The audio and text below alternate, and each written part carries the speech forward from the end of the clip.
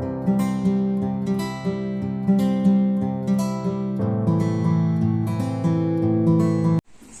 warahmatullahi wabarakatuh. Selamat pagi. Mohon izin perkenalkan, saya Ella Maya Pustitasari.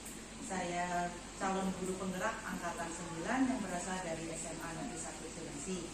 Pada kesempatan kali ini saya bersama rekan saya Pak Fatan Reza Fajrian. Assalamualaikum Pak Fatan.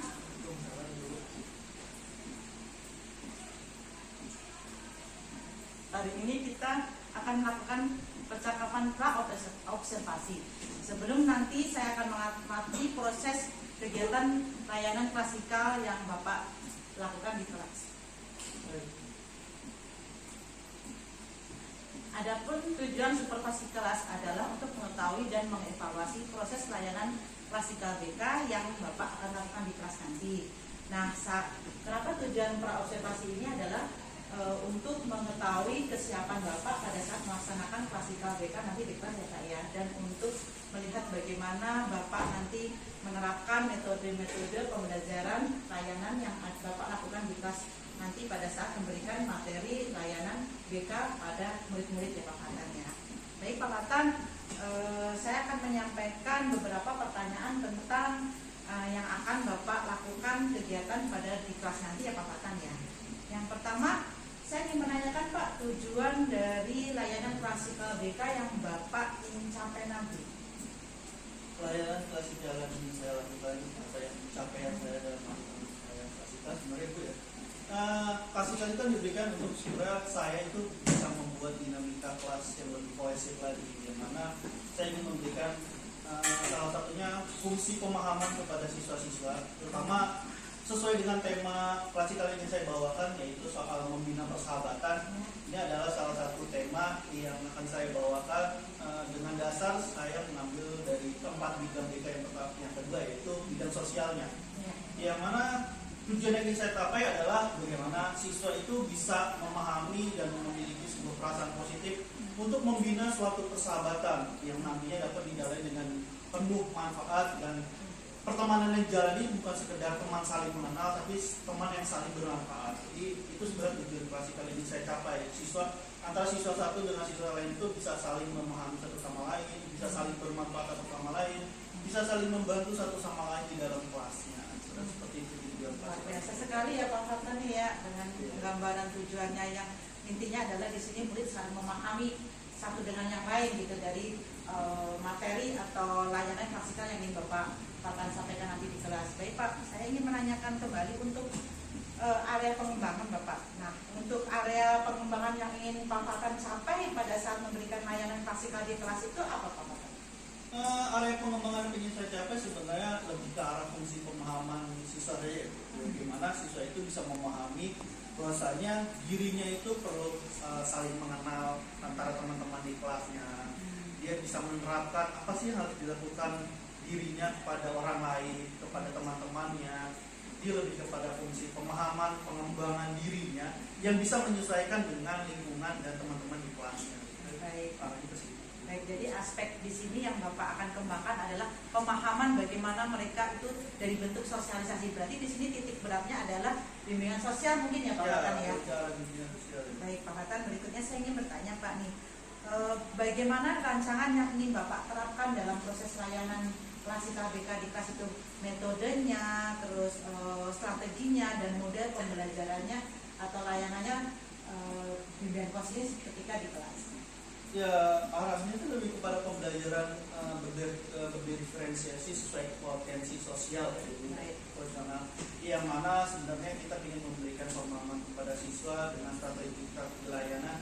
Kan biasanya kalau kita hanya memberikan materi saja, mungkin mereka tidak tahu harus melakukannya seperti apa.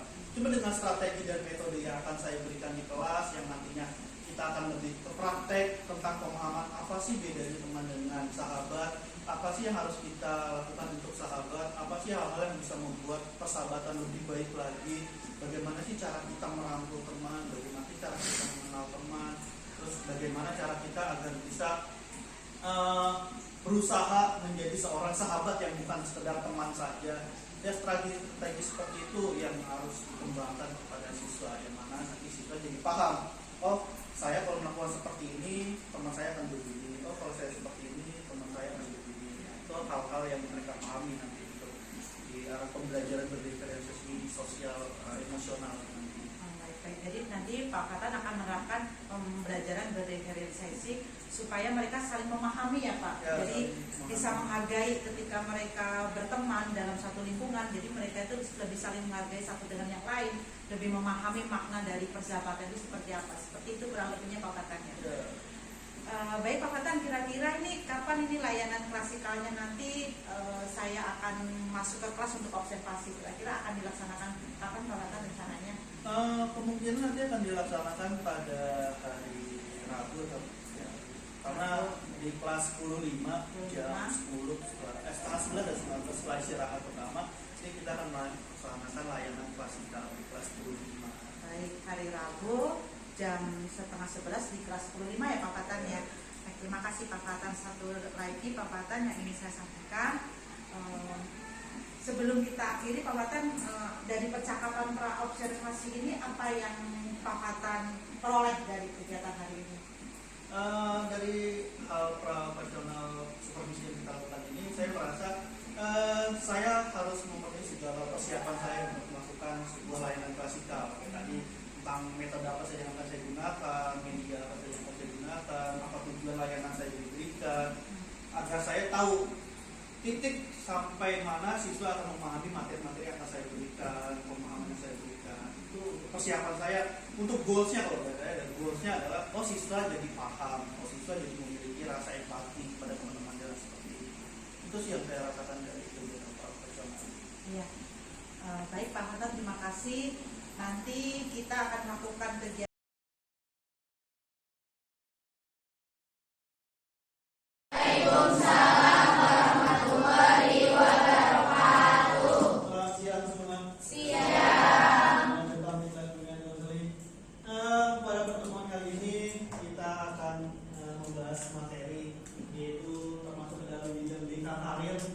yaitu tentang sebuah kecerdasan majemuk. Tapi sebelum memulainya, alangkah baiknya kita berdoa terlebih dahulu. Ia akan dipimpin oleh ketua kelas. Ketua kelas silakan dipimpin doa terlebih dahulu. Sebelum kita memulai pelajaran kata baik, berdoa dimulai.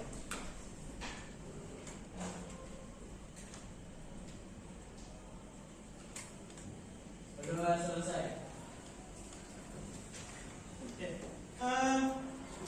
Langsung saja kita akan masuk ke dalam sebuah materi yang akan dibawakan oleh saya, yaitu tentang kecerdasan majemuk.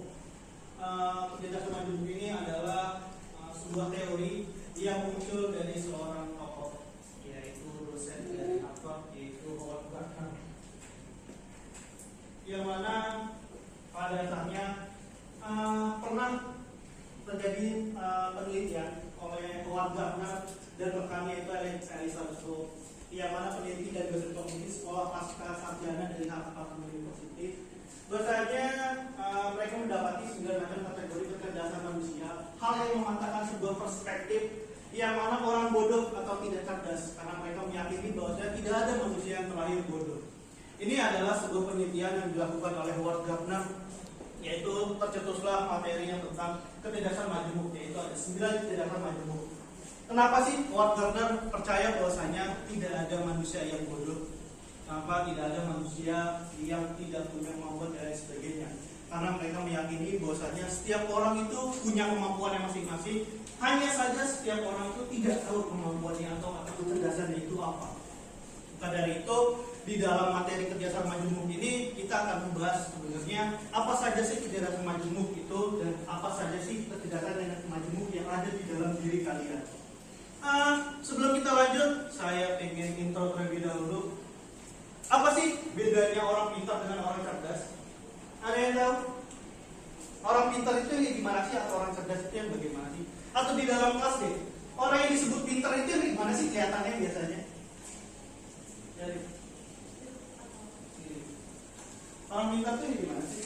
Kalau menurut saya, orang pintar itu dia yang lebih pintar secara teori, dia yang gampang hafal dan lain sebagainya. Tapi jika orang cerdas, clever, dia adalah sebuah problem solver, seseorang yang bisa memecahkan masalah, karena tidak semua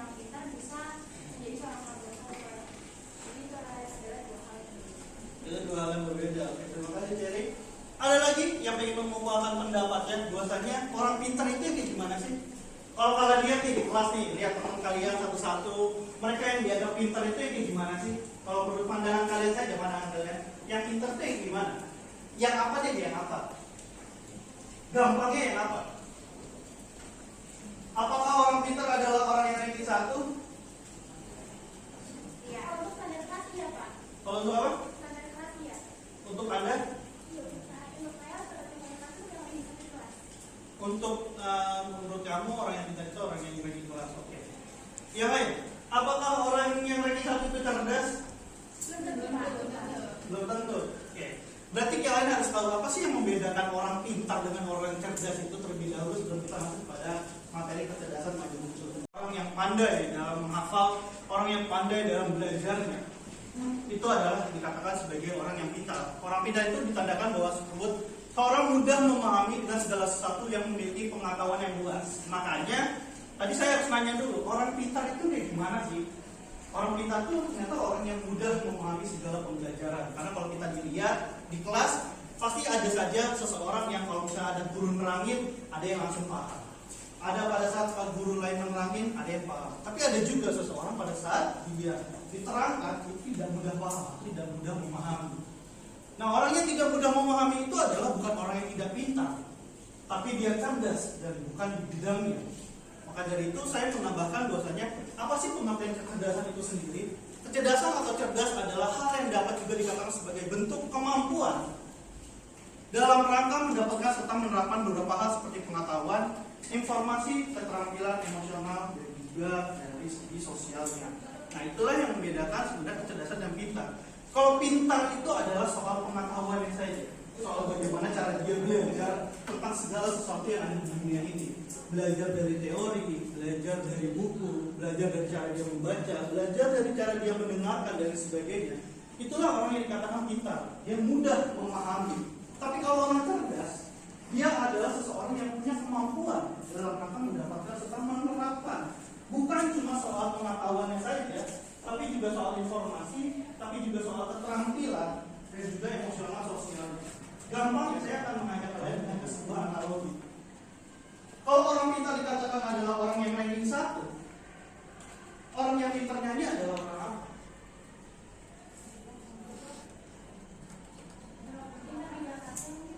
Apa?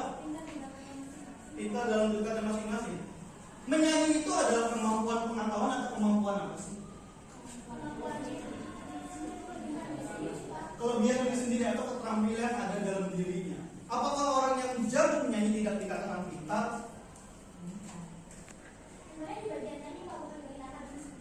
Pintarnya di bagian nyanyi atau di bagian akademis? Gampangnya, kalau misalnya ada seseorang yang jago bernyanyi, tapi di kelasnya dia tidak ranking, apakah dia jadi orang yang tidak pintar? Apakah dia menjadi orang yang tidak pintar?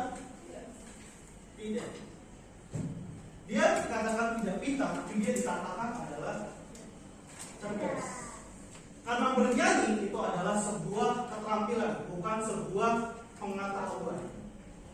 Menyanyi itu keterampilan karena dia melakukan sesuatu. Begitupun dengan dia silat, begitupun juga dengan dia bermain bola, begitupun juga dia bermain alat musik. Itu adalah sebuah keterampilan. Jadi yang membedakan antara sebuah kepintaran dan kecerdasan adalah jika pintar itu adalah sebuah pengetahuan, jika cerdas adalah bagian dari sebuah keterampilan atau sosial emosional. Lalu masih suka melihat dengan orang-orang pintar, orang-orang yang dikatakan ranking 1 di kelasnya, kita katakan dia pintar ya. Tapi apakah dia bisa bernyanyi? Belum tentu. Apakah dia bisa bermain bola? Belum tentu. Apakah dia bisa bermain alat musik? Belum tentu. Karena dia tidak punya yang namanya sebuah keterampilan. Dan keterampilan itu adalah bagian dari sebuah kecerdasan yang ada dalam manusia. Inilah jalan bagi kita untuk mengetahui bahasanya, oh ternyata yang dibilang kewarganegaraan itu nggak ada manusia yang bodoh mungkin seperti ini. Seseorang itu bukan yang dikatakan tidak pintar atau bodoh, cuma manusia itu tidak tahu apa keterampilannya, manusia itu tidak tahu apa informasi dalam dirinya, dan manusia itu tidak tahu bagaimana pengetahuan dalam dirinya. Nah, kalau kalian ingin dikatakan orang yang cerdas, maka kalian harus tahu sebuah pengetahuan, kalian harus tahu informasi, dan kalian harus tahu keterampilan yang ada dalam diri kalian itu apa, sehingga kalian bisa dikatakan orang yang cerdas. Seseorang yang pintar memiliki kemampuan belajar, memahami dan mengaplikasikan pengetahuan dengan cepat dan efektif. Di sisi lain, cerdas tidak hanya berkaitan dengan sebuah kecerdasan kognitif saja, melainkan juga melibatkan aspek sosial, emosional dan keterampilannya. Gampangnya bagaimana cara kita membedakan orang pintar.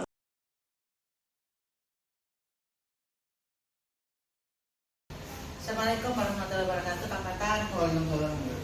Baik Pak Fatan, kemarin seperti yang Pak Fatan sampaikan ke saya melalui WhatsApp, ada beberapa kendala yang Bapak lakukan ketika melakukan layanan klasikal di BK di kelas 10-7. Kemudian Bapak ceritakan kembali itu kendalanya apa pada saat memberikan layanan klasikal tersebut, Pak Fatan. Ya.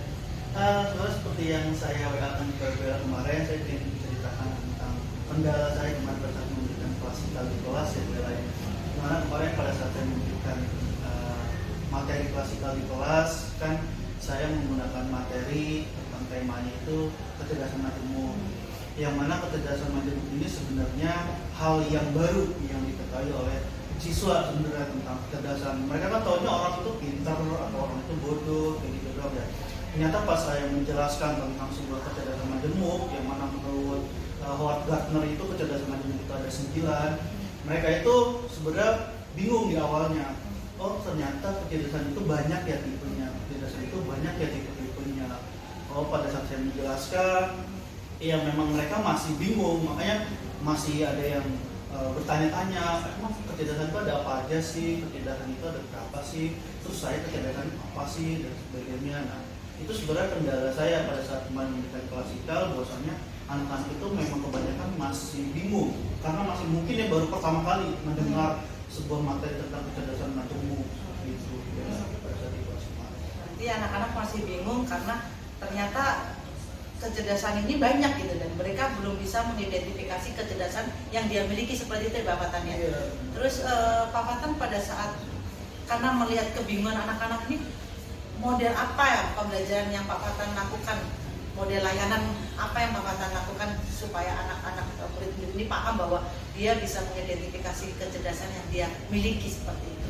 Ya, kemarin kan sebenarnya metode mengajar saya itu memang karena saya tahu anak-anak ternyata masih bingung dengan materi ini, baru pertama kali dan sebagainya. Sebenarnya saya mau memberikan kesempatan untuk anak-anak tanya jawab di sesi-sesi pada saat memberikan penyampaian materi. Bahwasanya kalau memang dia tidak paham, terus pengen tahu contohnya, biasanya kan anak-anak itu lebih jelas kalau ada contohnya ya. Misalnya Pak kecerdasan spesial itu yang kayak gimana sih? Pak kecerdasan logika matematik itu yang bagaimana sih? Pak kecerdasan interpersonal itu bagaimana sih? Nah itu saya jelaskan contohnya berdasarkan contohnya begini. Terus orang yang punya kecerdasan misalnya logika matematis itu biasanya dia lebih cepat pada saat belajar matematika, menghafalkan rumusnya, mengerjakan soal-soalnya itu dia lebih mudah. Nah itu berarti contoh dari anak-anak yang punya kecerdasan logika matematis. Terus misalnya kayak Pak, gimana sih anak-anak yang punya kecerdasan tentang musikalnya? Anak-anak, contohnya anak-anak punya kecerdasan musikal itu biasanya dia itu peka terhadap sebuah musik, peka terhadap sebuah lagu, peka terhadap sebuah not. Jadi pada saat ada seseorang memainkan misal piano, ini nada apa ya? Oh dia biasanya peka, oh itu do, oh itu re, oh itu mi. Nah biasanya metode yang saya gunakan adalah dengan adanya contoh. Bagaimana sih contoh dari kecerdasan yang ada itu sudah dikasihkan berdasarkan contoh-contohnya. Itu yang saya gunakan di video. Berarti menggunakan istilahnya sampel, ya, terus question and answer ya Pak Fatan ya. Dengan seperti itu berarti Pak Fatan bisa melihat kondisi bahwa dengan memberikan kesempatan ke murid-murid bertanya, dari pertanyaan itu, dari contoh itu artinya bertanya, terus menjawab. Jadi Pak Fatan mengharapkan bahwa murid bisa memahami kecerdasan-kecerdasan yang dia miliki seperti itu. Selama proses pelaksanaan tanya jawab, terus dengan Pak Fatan tadi berikan contoh terus akhirnya tanya jawab itu, kira-kira Pak Fatan kemarin murid-murid sudah paham belum kecerdasan yang dia miliki secara positif? Sudah banyak yang tahu belum? Oh ternyata saya masuk ke spasial, oh saya masuk ke numerika, saya masuk seperti ini. Sudah ada yang bertanya lanjut atau mungkin melakukan konseling lanjut dengan Pak Fatan? Oke, kemarin setelah saya menjelaskan, anak-anak kan jadi tahu nih, oh ternyata kecerdasan ada 9 dan sebagainya. mereka jadi pengen tahu sebenarnya kecerdasan yang dia miliki itu apa. Nah itu sebenarnya bagian dari kendala saya juga, Bu. Ada kendala waktu. Pada saat saya kemarin memberikan materi, itu kan materinya itu cuma 1 jam pelajaran, kurang lebih itu 40 menit sampai 45 menit.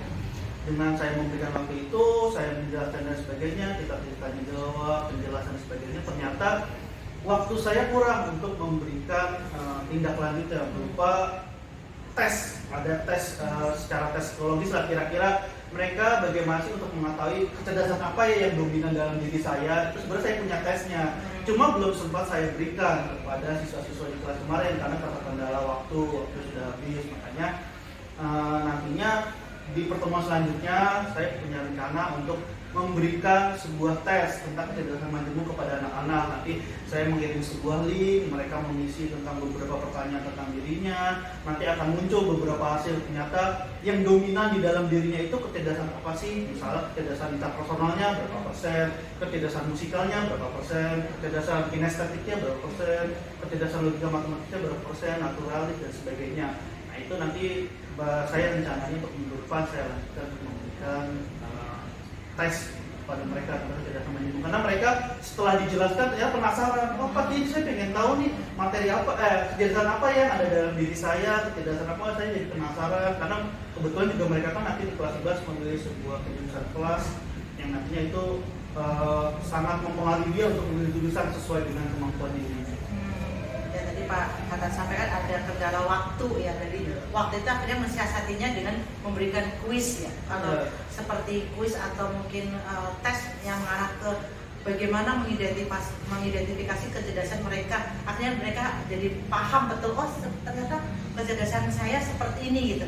Nah Pak Fatan, menurut Pak Fatan kalau setelah anak tahu nih kecerdasannya di bidang ini, tindak lanjutnya itu untuk anak ini bagaimana Pak Fatan? Misalkan si A ini sudah tahu bahwa dia mengisi dari psikotes yang Pak Fatan sampaikan, ternyata tahu bahwa dia teridentifikasi spasial. Nah ini untuk arah ke depannya menurut Pak